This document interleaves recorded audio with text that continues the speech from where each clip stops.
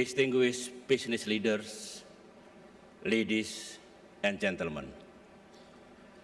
I am pleased to be here at the APEC CEO Summit this morning to address the leading business leaders in the Asia-Pacific region. The Asia-Pacific Economic Cooperation was launched more than 2 decades ago, and the Bogor goals were outlined in 1994 to realize a vision of free and open trade and investment in the Asia-Pacific no later than 2020. We achieved much in the last 2 decades. There has been peace, stability, prosperity, and increased economic integration. Average tariffs on goods have fallen from 16.9% to 5.5%, and intra-APEC trade increased more than 5-fold from $1.7 trillion to close to $10 trillion. In the late 1990s, the economies in the APEC region have been affected by the East Asian crisis, and many came out stronger and with sound fundamentals. This enabled Indonesia and a number of other APEC economies to weather and rebound from the recent global crisis. Hundreds of millions have also been lifted out of poverty, and the size of the middle class is growing remarkably, changing the face of the region. There is good likelihood that the 21st century may well be the Asia-Pacific century. Today, Asia-Pacific region, which connects Asia and the Americas and covers both the Pacific and Indian Ocean, is fast emerging to be the strategic and economic pivot of the world. If we can identify the way forward, what we do to ensure peace and progress in the region will also redefine the future of the world. While things are looking up, we must keep in mind that the bright Asia-Pacific century is not preordained. We must earn it every step of the way. We must build it brick by brick. Let me suggest some thoughts and ideas on how to realize the Asia-Pacific century. First, the Asia-Pacific century must be central to efforts to achieve a strong, sustainable, balanced, and inclusive growth for the world economy. Here, there is no need to reinvent the wheel. We have had a framework and actions plan under the G20 to achieve this. 9 out of the 21 APEC members are G20 members, and the world's largest economies, the United States, Japan, and China. The Asia-Pacific region also includes emerging economies, such as South Korea, Indonesia, Mexico, Russia, Vietnam, and others. In the next few decades, most, if not all, of Asia-Pacific economies will join the ranks of middle-income countries. And by 2050, the Asian Development Bank predicts there will be no poor country in Asia. In the recent G20 summit in Cannes, leaders have come up with a concrete actions plan on how to rebalance the world economy toward a more sustainable growth between surplus and deficit countries. Asia-Pacific will be central to this global rebalancing. Each of us will need to do our part and show political will to pursue needed fiscal consolidation, structural reforms and restructuring, and for some, painful adjustments. This is what Indonesia did several years ago when we took the hard decision to reduce oil subsidies. The result has been worth the effort. Because of such restructuring, our economy today has much better fundamentals and much more resilient in withstanding the impacts of the global financial crisis. Second, to anticipate the Asia-Pacific century, we need to redefine the regional architecture into an open, effective, inclusive, and transparent one. This is particularly important for all of us to keep up with the diplomatic, political, economic, and social changes that will move with great speed. We have been fortunate to see the very positive growth of regional and sub-regional organizations in the region: ASEAN, ASEAN Regional Forum, ASEAN +3, APEC, Shanghai Cooperation Organization, East Asia Summit, and others. They have created a totally new diplomatic and economic environment for the region. Perhaps there will come a time, someday, when we will need to make some adjustment for a more coherent and streamlined architecture. For the time being, however, we need to ensure that they all blossom as pillars of regional order.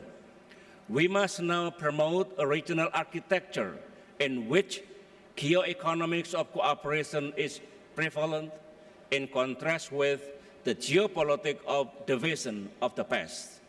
This geoeconomics should drive nations to work together as mutual stakeholders on the basis of common interests driven by new opportunities.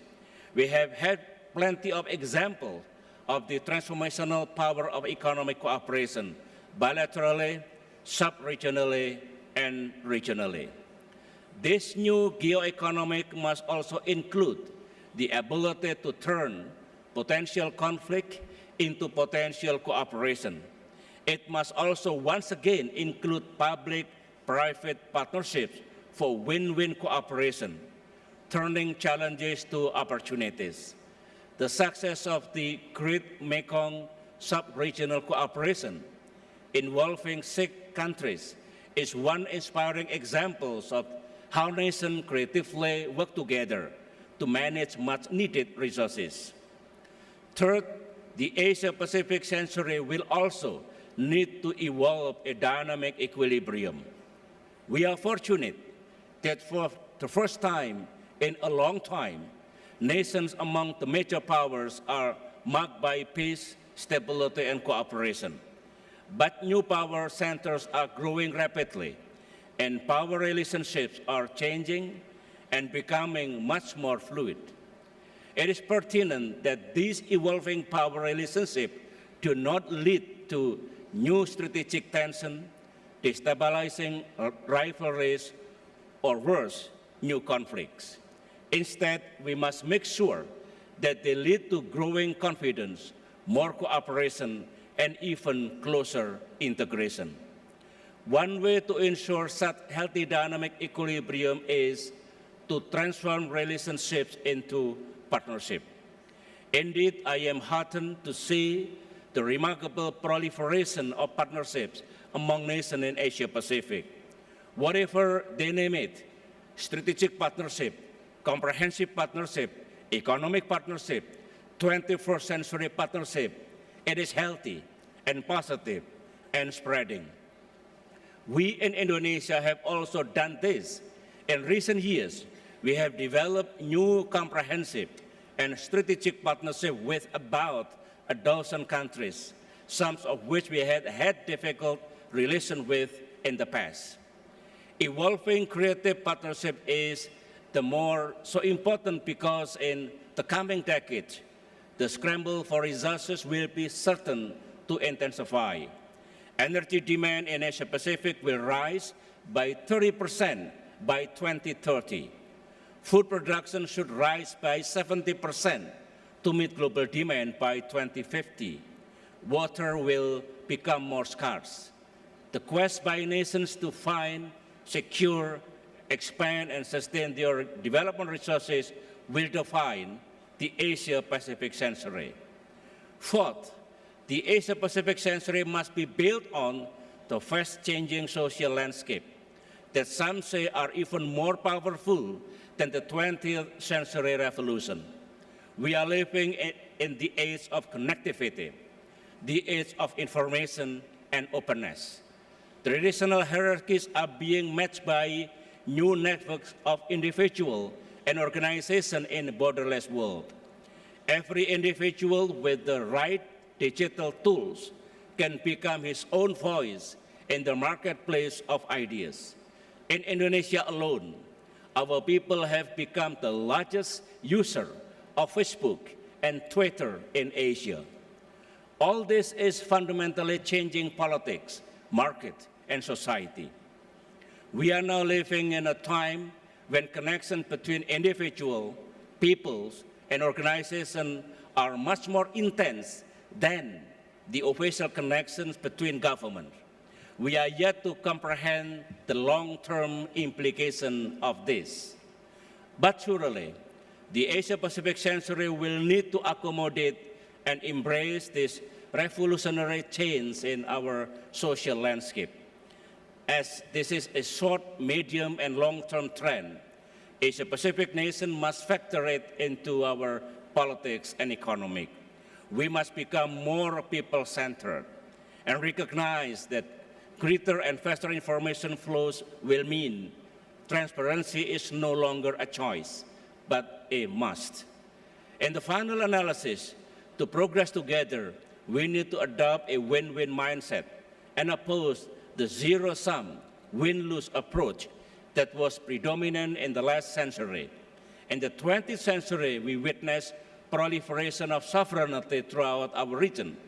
In the 21st century, we will see proliferation of modernity across the Indian and Pacific Ocean. Thus, we are now at a point when Asia-Pacific nations have the great opportunity to achieve the rare condition of synergized progress, all moving toward together in synergy. It is also necessary for us to embrace a forward-looking mindset. For all the things that happened in the past, we must try to leave behind historical baggage and move on with new approach to new partnerships and architecture.